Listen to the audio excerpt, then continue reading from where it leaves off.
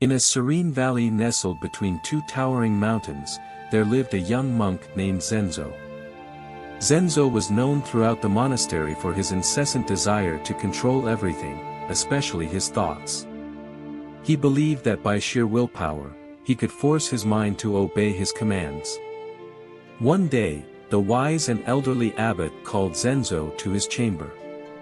"Zenzo," the abbot said, "I have heard of your desire to control your thoughts. Come, follow me." Intrigued, Zenzo followed the abbot as they walked through the lush forest surrounding the monastery.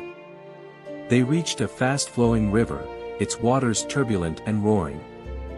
The abbot pointed at the river and said, "Zenzo, do you see this river?"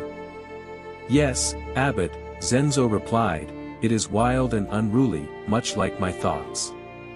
The abbot nodded and then handed Zenzo a small wooden boat. "Your task," he said, "is to control this river using your willpower alone. Make it still and calm." Determined, Zenzo stepped into the boat and began to paddle with all his might, trying to steer the river in the direction he desired.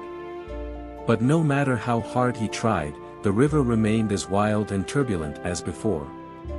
Zenzo's face turned red, and sweat poured from his brow. Hours passed, and Zenzo was exhausted. He slumped in the boat, admitting defeat. "I cannot control the river, abbot," he confessed. The abbot smiled kindly. "And yet, Zenzo, you believed you could control something as vast and uncontrollable as a river with just your willpower. Just like the river, your thoughts cannot be tamed by force alone. They are a part of the natural flow of your being." Zenzo finally understood the lesson. He realized that trying to control his thoughts was like trying to control the river, a futile endeavor. Just as the river had its own course and rhythm, so did his thoughts. They could not be subdued by force. With a newfound sense of acceptance, Zenzo returned to the monastery.